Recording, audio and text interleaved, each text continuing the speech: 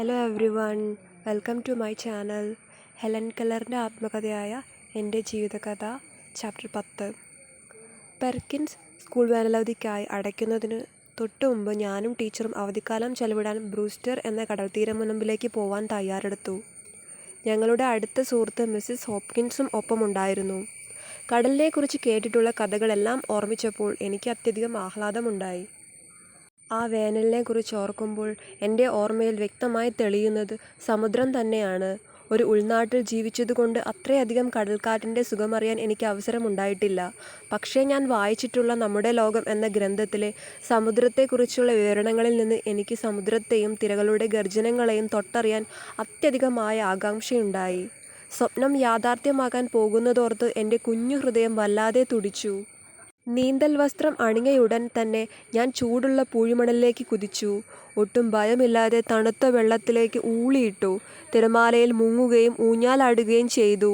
വെള്ളത്തിൻ്റെ പ്ലവനശക്തി എന്നിൽ അതിതീവ്രമായ ആനന്ദമുണ്ടാക്കി. പെട്ടെന്ന് എൻ്റെ ഉത്സാഹം ഭീതിക്ക് വഴിമാറി. എൻ്റെ കാൽ ഒരു പാറയിലിടിച്ചു. തലയ്ക്ക് മുകളിലൂടെ വെള്ളം ഉയർന്നു. ഒരു പിടുത്തം കിട്ടാൻ വേണ്ടി വെള്ളത്തിലും പായലിലുമെല്ലാം കൈകൊണ്ടു പരതി. പക്ഷേ എൻ്റെ എല്ലാ ശ്രമങ്ങളും വ്യഥാവിലായി. ഒരു കളിപ്പാട്ടമെന്നോണം തിരകൾ ഓരോരുത്തരായി എന്നെ എടുത്തുയർത്തി. ശരിക്കും ഭയാനകമായിരുന്നു അത്. കാൽക്കീഴിൽ നിന്ന് ഉറച്ച മണ്ണ് ഊർന്നുപോയി. ജീവനും വായുവും ചൂടും സ്നേഹവും എല്ലാം ഈ അപരിചിത ലോകത്തിൽ നഷ്ടപ്പെട്ടതുപോലെ തോന്നി. ഒടുവിൽ ഈ കളിപ്പാട്ടം മടുത്തിട്ടെന്ന പോലെ കടൽ എന്നെ കരയിലേക്ക് എടുത്തെറിഞ്ഞു. ഞാൻ ടീച്ചറുടെ കൈകളിൽ എത്തിച്ചേർന്നു. ഓ, ആ ആലിംഗനത്തിൽ അമർന്നപ്പോൾ എന്തൊരാശ്വാസമായിരുന്നു! ഭയവും ക്ഷീണവും എല്ലാം മാറിയപ്പോൾ ഞാൻ ടീച്ചറോട് അന്വേഷിച്ചു, ആരാണ് ഇത്രയധികം ഉപ്പ് ഈ വെള്ളത്തിലിട്ടത്? കടൽ വെള്ളത്തിലുള്ള എൻ്റെ ഒന്നാമത്തെ അനുഭവം കഴിഞ്ഞപ്പോൾ നീന്തൽ വേഷമണിഞ്ഞ് വെള്ളത്തിൽ ഉയർന്നു നിൽക്കുന്ന പാറകളിൽ ഇരിക്കുന്നതും തിര വന്ന് പാറയിലിടിക്കുമ്പോൾ ശരീരത്തിലേക്ക് വെള്ളം ചിതറിത്തെറിക്കുന്നതും രസകരമായിരിക്കുമെന്ന് ഞാൻ കരുതി. തിരകൾ ശക്തിയോടെ കരയിലേക്ക് ആഞ്ഞടിക്കുമ്പോൾ വെള്ളാരങ്കല്ലുകൾ കിലുങ്ങുന്നത് ഞാൻ അറിഞ്ഞു.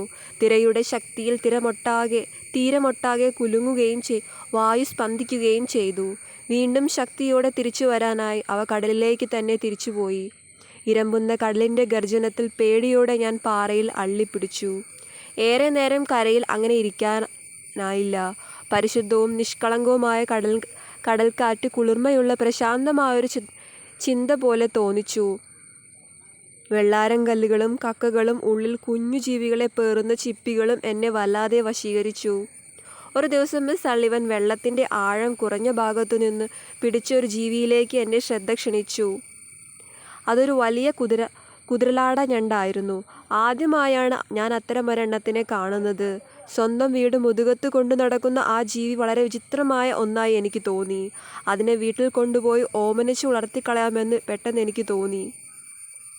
2 കൈകൊണ്ടും അതിനെ തൂക്കിയെടുത്ത് വീട്ടിലേക്ക് കൊണ്ടുപോന്നു. വളരെ ആഹ്ലാദത്തോടെയാണ് ഞാൻ ഈ സാഹസകൃത്യം ചെയ്തത്. നല്ല ഭാരമുണ്ടായിരുന്നത് കൊണ്ട് അല്പം പ്രയാസപ്പെട്ട് തന്നെയാണ് 1/2 മൈലോളം ദൂരം അതിനെ വലിച്ചു കൊണ്ടുവന്നത്. കിണറിനടുത്ത് സുരക്ഷിതമായൊരു സ്ഥലത്ത് ഒരു വലിയ പാത്രത്തിൽ ഞണ്ടിനെ ഇറക്കി വയ്ക്കുന്നതുവരെ ഞാൻ മിസ് സള്ളിവന് ഒരു സ്വൈര്യവും കൊടുത്തിട്ടില്ല. അടുത്ത ദിവസം ഞാൻ ആ പാത്രത്തിനരികെ ചെന്നു. അവൻ അപ്രത്യക്ഷനായിരിക്കുന്നു. അവൻ എവിടേക്ക് പോയെന്നോ എങ്ങനെ രക്ഷപ്പെട്ടെന്നോ ആർക്കും അറിയില്ല. എനിക്ക് കനത്ത നിരാശയാണ് ഉണ്ടായത്. പക്ഷേ ഒരു ജീവിയെയും അതിൻ്റെ വാസസ്ഥലത്തു നിന്ന് പിടിച്ച് മറ്റൊരിടത്തേക്ക് തടവിലിടാൻ പാടില്ല എന്ന ക്രമേണ എനിക്ക് ബോധ്യപ്പെട്ടു. അത് തിരിച്ച് കടലിലേക്ക് തന്നെ പോയിരിക്കാമെന്നോർത്ത് പിന്നീട് എനിക്ക് സന്തോഷം തോന്നി. Thank you.